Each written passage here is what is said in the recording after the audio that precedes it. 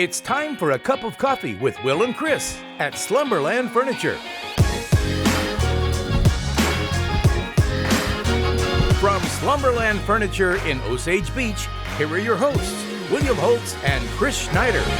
Buckle up for an action-packed edition of Cup of Coffee this week from Slumberland at the Lake. Uncle Chris and I, we have a big show for you. I have Jeff Tegetoff from Tegetoff Developments coming in to talk with him. Yeah, talk about big money development. There you go. Yeah, of course, the Oasis, you know, the amusement park with the indoor water park. We actually get to talk to him and ask some questions. Plus, our local headlines, you saw Kids Harbor took home a big award. The Missouri Open Enrollment Bill that would allow for in-district students to enroll at other districts. That's getting some pushback from locals and local school administrators.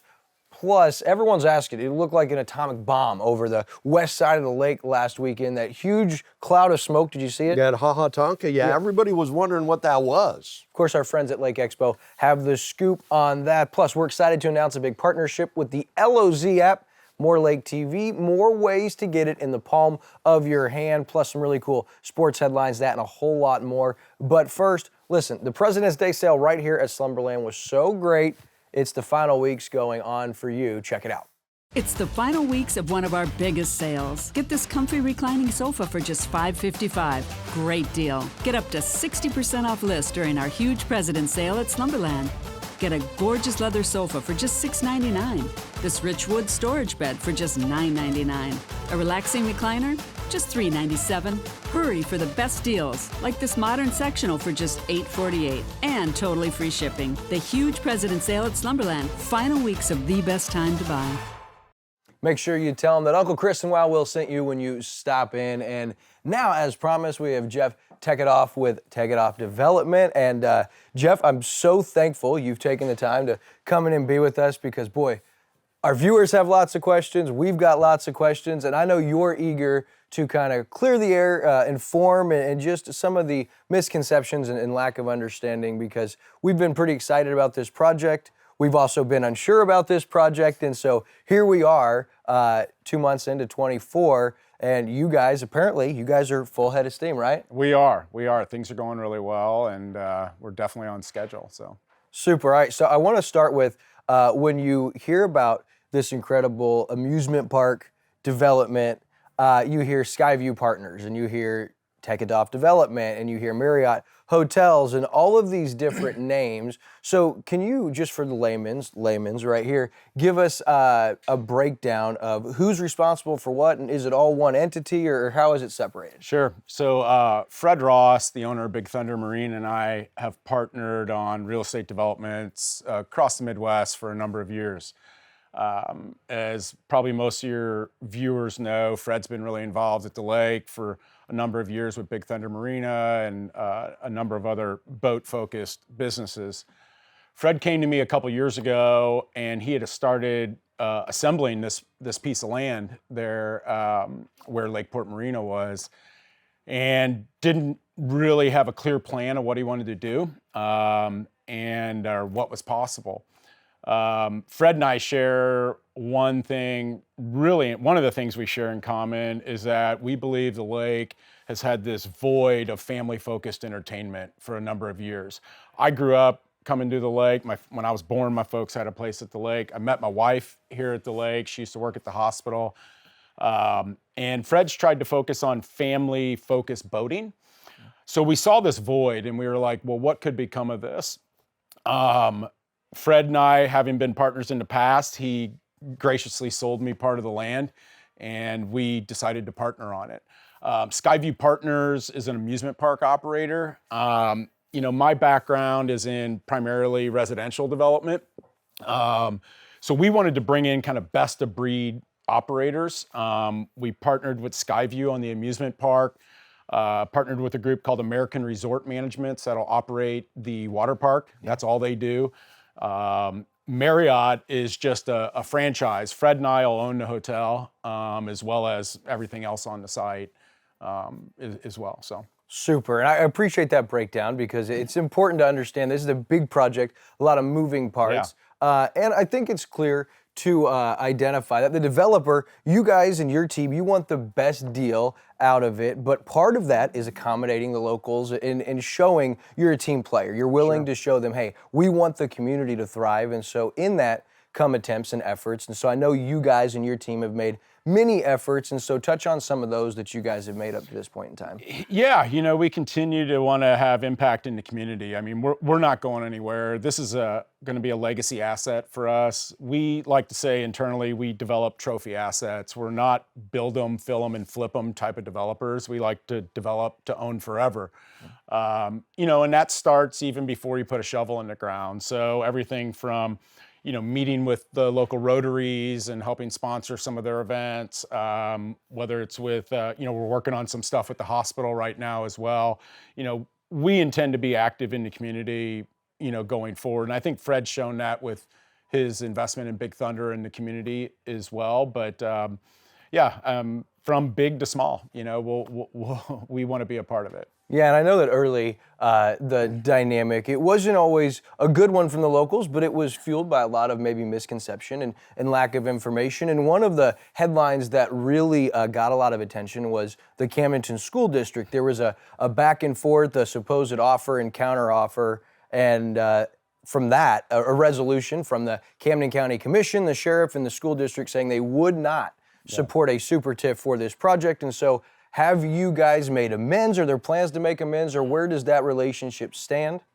Yeah, when you're dealing with these economic development tools, there's certain requirements from the state on certain tools. We basically dusted off the playbook that they used for Branson's Landing. Branson's Landing was funded with a series of economic development tools, a CID, which we did. That's a community improvement district, a TDD, or a transportation development district, a TIF, which is tax increment financing, what's called a super TIF, which is a state supplemental tax increment financing.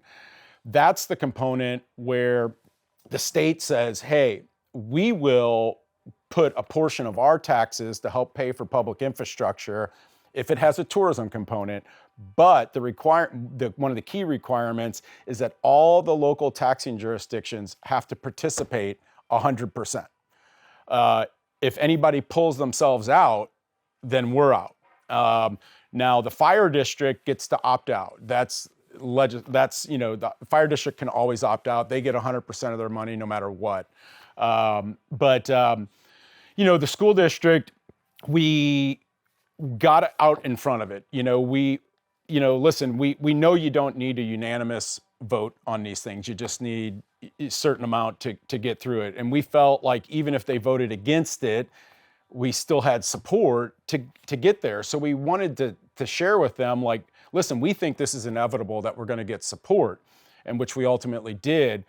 But whether you like it or not, you're going to have to give up your portion of that increment if we're going to get a super TIF and utilize the same tools that other municipalities are using to take business away from the lake area. And so we did make them an offer. We offered north of $1 million as kind of a lump sum to try to figure something out. And I think some of the other things that became it became not about the amount and more about a real binary outcome. Like, we either do support it or we don't support it. And at the time, there was just never going to be the opportunity to come to some middle ground. I think, again, we intend to be very active with the local schools once this is all built. These amusement parks are magnets for like STEM programs. You can imagine all the engineering that goes into it. And we will be working with, not just the Camden School District, but school districts all across the state to bring people to this for STEM programs and things like that. So our commitment to the school district didn't end at that vote. It basically started at that point. And we will be, we feel very fortunate to be in an area where, I would say, of the phone calls I get and the people that stop me on the street when I'm around the area and stuff, 99% of people are super supportive of what we're doing, at least the people that are coming up to me. And Let me ask you this. So today, would you be willing to revisit that conversation and see of that course. come to fruition? Because Of you know course. that is important, and they feel like that may not be something that they want to give up without a proper return. And so we'd love to see that be something that you guys. We would, and there's been times where I've had other discussions with Dr. Kirksey, and we would totally we would welcome that. We would love to see some specific needs that we can fill, as opposed to just lumping it into a giant bucket. Gotcha. But yeah, we're very open to that. Very, very good. Okay, so now Lakewood Resort, as we move forward, that's the big one. I kind of want your synopsis from day one when you guys, had the property and you realized that's going to have to be resolved. We're going to have to do something with that. What did that process look like for you guys? Yeah, the timeshares have been a pretty clumsy process, and I think, the state of Missouri, fortunately and unfortunately, has a checkered history with timeshares in general. But the good news apart that is there's a lot of just state law that governs it now because of how many timeshares at one point were in the state and even at the Lake of the Ozarks. We went to the HOA board initially and made an offer to buy the whole thing. They, admittedly didn't know which stack of HOA docs even governed that, and how would a sale even happen. We offered to pay all of their legal fees, explore their HOA board docs for them. They had 3 different sets that they weren't sure which ones governed. We did all that and had a great rapport going with the board at that time. And even got to the point where we made them an offer. They made a counter offer. There were some offers back, some other negotiations back and forth. We ultimately agreed to and signed one of their counter offers, and then they went silent. I don't know what happened.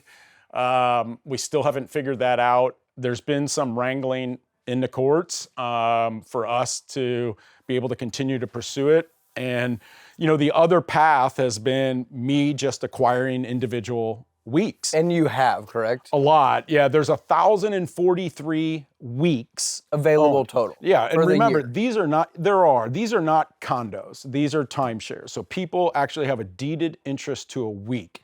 That, when they purchase that, it also put them on the hook to pay annual dues every year. Of those 1,043 people, we have been able to track down 907 of them. Some of them have died, and the heirs don't even know they have it. Of those 907, only 23 have said, absolutely never will I sell to you. That's only 2.5%. But I've already acquired 501 are mine now, so about 48% of them. I have 140 more weeks closing on February 29th. We need to get, 75% of the vote has to approve a sale. You don't need 100%. It's same with like a condo association. Right. So not all 100% have to approve it. There's a path for us to get there, and we're getting there. I'm no math major, but you're close to 60%. Yeah, and we'll get to 75%. I mean, we were hoping to have it done by the end of the year. Obviously, that didn't happen. I think we have a path to get it done here by the end of June, and we're hoping that it could even happen sooner. New Spring Wellness Center, the same great name and faces, now open at our brand new location. We are excited to announce that we have moved to our new location off KK in Osage Beach. We're your naturally better health at the lake, just got a whole lot bigger, brighter, and more convenient. All the same great products and services with new treatments and options as well. So come see us at our new location off Highway KK in Osage Beach. Your naturally better health starts with New Spring Wellness Center. Wow, so listen, that interview ended up going a lot longer than we had initially anticipated. So that's just the first half of the interview. And There's more to come. Yeah, a lot more. Wow. Tune in next week to Cup of Coffee because you'll get to see the second half of that interview where we address Lakewood Resort, the timeshares. And Big issue. And Jeff has made some massive progress. He's going to tell us about how many weeks he's already acquired and his plans moving forward. Plus, I asked him straight up, I say, can you give me a guarantee this thing's going to happen? And his answer might surprise you. That is on next week's Cup of Coffee. Plus that, and I push him a little bit to maybe make amends with the Camdenton School District. And he was open to that maybe. So we'll see a lot of action-packed topics and conversation in part 2. So I was really impressed with him. I mean, I was surprised he was so young, number one, to be that successful, but he was willing to talk about anything, right? He just looks young. He's only 10 years younger than you. I mean, he just looks young. So he's 19 then. No, he's 49, baby. Good man. So, Jeff, take it off, man. What a wild project. And as this comes to fruition, you can just imagine what that's going to look like as you start to see the Ferris wheel, and should the condo, the timeshare, come to fruition, just how much different it already looks and what it's going to start looking like. And he talks about in the interview with you how so many of the local business owners, people in the community that have contacted him asking how they can help and letting him know that they appreciate what he's doing, because what he's doing is going to bring more business to town for everybody. And so he's getting a lot of local support for that from other businesses.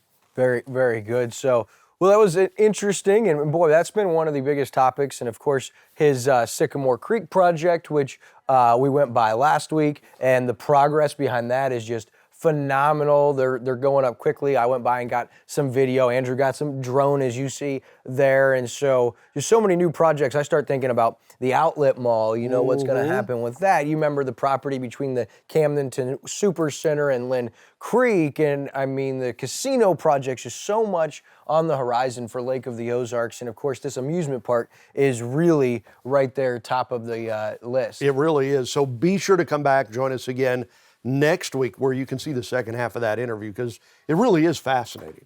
All right, so as we move into our local headlines for the week, man, driving around the west side last week, and really anywhere around Lake of the Ozarks, it looked like there was a mansion on fire. I mean, I couldn't figure it out. You couldn't really find out where it was coming from, because, you know, our lake roads, the way they lay out, each side looks like it's on a different area. Yeah. But apparently, it was a controlled burn at Hahatonka. Yeah, so a conservation agent confirmed that park rangers performed that controlled burn February 15th, nearly 400 acres burned there at HaHa State Park. That's why there was so much smoke. And weather conditions met the criteria to light the area on fire in a safe way. Obviously, if there's too much wind and stuff like that, you don't want to do that. But that's also why there looked like there was something blew up, because all the smoke was just going up and sitting up there in the atmosphere. Hahatonka could have another burn in another large section of the park in March, although they don't currently have anything specifically scheduled. And they say the primary concern, of course, for Tonka is always to be natural resource, then also to control any wildfire concerns that they may have. So, you know, these things do a lot of different things. They kill invasive plants that they don't want in there, and it just kind of helps regenerate. So there's a reason for these controlled burns. Yeah, and they said there would be hopefully more in the future, as they hope to be diligent moving forward. And you think about Hahatonka, our state park system, and the trails, you start to think about over time some of the buildup of like logs it mentions and leaves. That's where a lot of maybe your dangers, your copperheads, your different venomous snakes, probably close to trails. I mean, there's lots of reasons they do that. Of course, I thought something massive was on fire, like so many others here around the lake. So big shout out, Lake Expo broke the news, and of course Drew Busen with the supporting photography on those. So we actually got to see, you know, all of that, if you didn't, from wherever you were at. Yeah, and over on the west side, about the same time, there were some brush fires that were not controlled burns. Or planned, it was right. right beside Highway 5 up there, and it looked like it burned several acres. That was pretty interesting. Yeah, that was about a week and a half ago, too. There was another one. Man, a lot of fires recently around the lake, and you'd seen the wildfires get out of control. So that's what led me to believe with this controlled burn, one's really gotten out of hand, but luckily not the case. So our next local headline, most of you have seen it. Now, we talked to Kara Gerdeman, you know, in the onset of this Ameren, Missouri, St. Louis Blues Power Play Goals for Kids program. Kids Harbor, right here in the Lake of the Ozarks, was one of 4 finalists to win that grant, or that amount of money. And it was announced that the Kids Harbor actually won the whole thing. Unbelievable. It's up to $13,000 as of February 15th, when they announced it just a few days ago last week. They had scored 26 power play goals thus far, $500 per power play goal, $13K. But listen, there's still about 25, 30 games left in the regular season. The Blues are playing really good hockey. That could grow. And so hopefully the Blues, who have been great on the power play, they had one power play goal on Monday night against Toronto. Now I'm going to be watching the Blues to see if they can score power play goals, because every time they do, it's another 500 to Kids Harbor. Really cool and exciting things. Kids Harbor, of course, is a child advocacy center serving Lake of the Ozarks area and central Missouri, Fort Leonard Wood, and surrounding areas. We talked with Kara Gerdeman, their executive director, and we're aware of the incredible work they do here and the much needed silent work they do here in our lake community. So we know this is a big win for them, as that $13,000 and growing will make a massive impact for the most vulnerable of victims in our community and surrounding areas. So super excited. I was overwhelmed when I saw. I hate to tell you, I almost started crying, as you could probably believe it. I thought that was so cool for Kids Harbor. Yeah, and they've already got plans for those funds. You know, they know what they're going to do with that. And it's kind of like Christmas coming early, basically, for them, sitting at $13,000 now, and that will go up. And I'm amazed because there were four, really good things like Kids Harbor that were vying for this, to win this. The other three were in St. Louis. And you would think they would have so much of an advantage with so many more people that could vote for them, and yet Kids Harbor, from the help of the locals, calling in and voting for them, Kids Harbor wins it. So way to go, guys. Yeah, good job, Lake of the Ozarks. Well represented, and we typically are when it comes to stuff like this. When it comes to voting and support, Lake of the Ozarks, tremendously represented. So super cool. All right. Follow up from last week, we talked about the Missouri open enrollment bill that would allow for out-of-district students to enroll basically any district they wanted to. There are rules and restrictions, but this is not a new thing. A nearly identical bill narrowly passed the House last year on an 85-68 vote before getting shot down. It's a similar bill, and we talked about it a little bit, pros and cons, and we listed some of those in last week. But I wanted to find out from people that were in a better position to give an opinion on this. Yeah, kind of know more about it and what's behind it and the depths of it and stuff like that. Yeah, and we talked last week, I've talked to coaches. Coaches are against this, because it could turn into a big problem, kind of like the portal in college football has. And I think you've talked to more uppity-ups, in the school system, and it doesn't sound like they're for it. Well, yeah, and I put a feeler out on Facebook asking what locals thought, and Stacy Shore said open enrollment will collapse rural schools. It's very bad for Missouri kids. It's about funding illegals and opening all borders to our schools. I know it sounds crazy, but this school choice movement is not what people think it is. Big money lobbyists are the same lobbyists who push Common Core, and they're driving this. This is a big push to create an open enrollment model for charter schools that are virtual models of education. It's bad, very bad. Public dollars driven to privatize public education, major taxation without any representation. Sounds great in theory. In fact, it's truly nefarious. And that is Stacy Shore. And so I reached out to Dr. Sean Kirksey, who's the superintendent with the Camdenton School District, and he said, I share in Stacy's sentiments. He said, like most political rhetoric, open enrollment legislation is merely good for a soundbite and nothing else. Dr. Kirksey had 3 issues, and this is paraphrasing his email. Financial for a locally supported school like Camdenton. That's one concern he has, is there's a lot of local support for the Camdenton School District. Not as much state funding for the Camdenton School District. They get a lot of local support. And so students that would start coming into the district would start strapping resources and making it hard, and then they would have to rely on more state funding. Unfounded mandates need local control, or unfunded mandates. That would give the state control to mandate more in the local school without funding. If you have to then bus those kids because they fall under a certain poverty level, well, where do we get the extra resources to increase our bus funding? That could be a major issue. And the other one, what will become of the schools that students select to leave?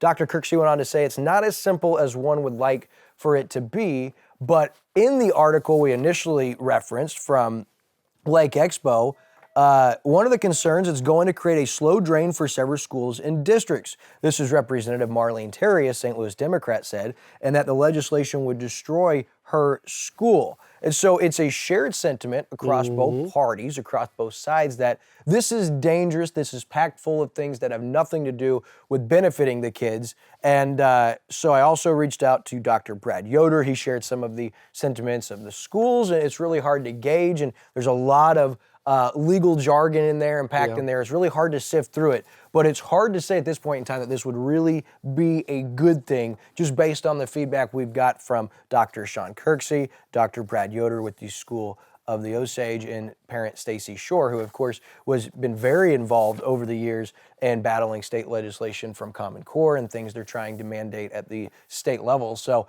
good people to hear from, and after hearing that, I would say you'd be hard pressed to think that would be good for our local schools. Looks bad, yeah. And the government has gotten so good in recent years of coming up with bills like this where it looks good on the outside, but there's so much bad stuff buried inside of that it comes back to haunt you. It's almost like President Biden and the border bill. Like, hey, help us solve the border. Yeah. You know, even though I, as the president, can shut down our border at any point in time, you know, but actually in the immigration bill, it's packed full of funneling more money over to the war in Ukraine. Exact same principle of it looks good for the students, but it's more funding, more mandates, more control. And our local school leaders have really set the precedent across the state of Missouri. We don't want your mandates. We don't want your control. We want to be controlled by the parents, the locals, and the students. And really, Camdenton School District has been the standard through the state of Missouri. So much so that remember during COVID, when COVID was trying to hand out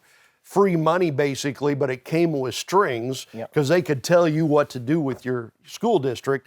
The Camdenton School District said, no, keep your money. We're going to run things away. Said no to millions. Yeah, I mean, initially met very with impressed. opposition. You uncover the veil, look a little deeper, and find out what a great move, how diligent of our leaders at the Camdenton School District. So pretty cool there that they're holding the line. I don't think that it was that big of a deal when I first saw the headline. Thought kind of a nice option, but looks dangerous. Yeah. All right. Good news, Lake TV excited to announce we're partnering with the LOZ app. You've heard of it, you've seen it everywhere. Well, it's the official app of Lake TV. How great is that? So this is an amazing app, right? So they've got stuff about dining, lake service companies, lake events, charities, real estate, West Side companies, cheap eats and lake fun, find it on the water map. Now that's cool. You can find it on the water map. It's a GPS. You can find wherever it's at. Yeah. I mean, the LOZ app is the one-stop shop for everything here at Lake of the Ozarks. You alluded so many different home pages, and now you can watch Lake TV, all things Lake TV, all of our shows, all of our live events, our sports, our shorts, our giveaways. You can all watch it at the palm of your hand. Our shorts? Yeah. Oh, well, be careful. Oh, Uncle C. Uncle C. I don't want you to see my shorts. No, we don't want to see your shorts. But listen, the LOZ app, it is pretty awesome. It's a multifaceted mobile platform, and it caters to a diverse group of needs from residents and tourists within our region. And Lake TV's excited to have their own featured tab on the LOZ app. You can download it now by searching LOZ app on the Apple or Google Play Store, or go find LOZ app on Facebook and click the link download now. And the beautiful thing is it is so user friendly, Chris. Yeah, everything is organized, its own tab. Makes me jealous. It's so easy to use and navigate. Big shout out to Ken Lawler, the founder, the builder of the LOZ app, longtime friend and supporter of Lake TVs. And so we're really excited as we continue to find ways. How can we get you Lake TV easier, more frequently, better? And the LOZ app is absolutely a way that we have found to do that. Absolutely. So I mean, right there on your phone, you know, you're at some boring party or, you know, something like that. You know, you can just get us on your phone and be watching us right over there in the corner, baby. That's beautiful. We thank you guys for watching. Another thing I want to tell you about next week's show that we'll have on is we're going to have that second part with Jeff Tegetoff. Yep. We're also going to have my breakdown of, I'm hearing everyone talk about Andy Reid being one of the greats and why he is. Oh, I can't wait to hear this. I'm going to tell you why he's not, okay? Mr. Choke Artist himself.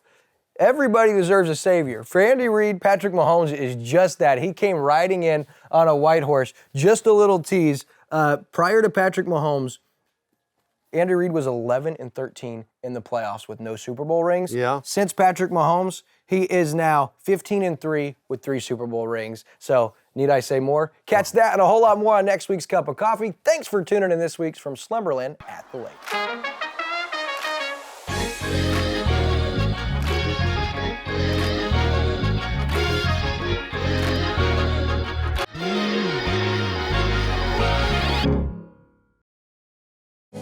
You're watching Lake TV.